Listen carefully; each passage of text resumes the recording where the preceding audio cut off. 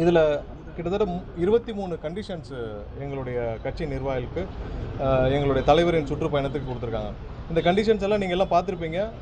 இதுவரைக்கும் நாங்களும் இந்த மாதிரியான ஒரு கண்டிஷன்ஸு மற்ற எந்த ஒரு சுற்றுப்பயணத்திலும் வேறு எந்த கட்சியினருக்கும் விதித்திருக்கார்களா என்று பார்த்தோம். அது மாதிரி இல்லை.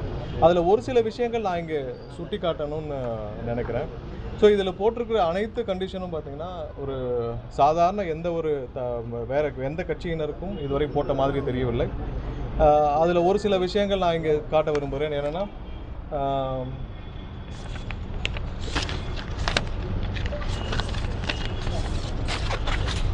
அதில் இன்றைக்கி எங்களுடைய பொதுச் செயலாளருடைய ஒரு அறிவிப்பு வந்திருக்கும். அதில் கர்ப்பிணி பெண்கள், குழந்தைகள் மற்றும் பள்ளி மாணவர்கள், மாணவிகள் யாரும் இதில் கலந்து கொள்ள வேண்டாம் அப்படின்னு. இது எங்களுடைய முதல் மாநாட்டிலிருந்தே எங்களுடைய கட்சி சார்பாக எங்களுடைய பொதுச் செயலாளரும் சரி, எங்கள் கட்சி சார்பாகவும் சரி, இந்த மாதிரியான அறிவிப்புகள் இது மாதிரியான ஒரு கூட்டங்களில் பெண்களும், கர்ப்பிணி பெண்களும், மாணவர்களும் வரதை தவிர்க்க வேண்டும்னு நாங்கள் சொல்லியிருக்கோம்.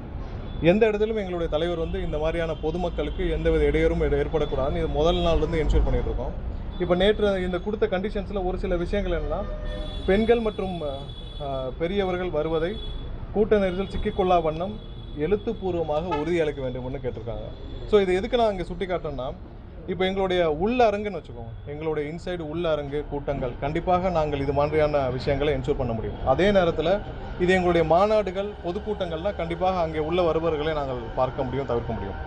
ஆனால் இது ஒரு சாலையில் நடக்க போகிற ஒரு சந்திப்பு. கிட்டத்தட்ட ஒரு 12 கிலோமீட்டர்லேருந்து 25 கிலோமீட்டர் வரைக்கும் எங்களுடைய தலைவர் திருச்சியை சுற்றி மட்டும் ட்ராவல் செஞ்சு போகிற ஒரு சந்திப்பு. ஸோ இந்த சந்திப்பில் இங்கே சாலை மார்க்கமாக வருபவர்களை நாங்கள் எப்படி தடுக்க முடியுன்றது தெரியலை. கண்டிப்பாக இன்று இதையெல்லாம் பேஸ் பண்ணி, இந்த எல்லா கண்டிஷன்ஸையும் பேஸ் பண்ணி தான் இன்றைக்கி எங்களுடைய கட்சி சார்பாக இந்த கண்டிஷன்ஸ் எல்லாம் பேஸ் பண்ணி ஒரு அறிவிப்பாக எங்களுடைய பொதுச் செயலாளருடைய இதில் இன்றைக்கி அறிவிப்பாக கொடுத்துருக்குறோம்.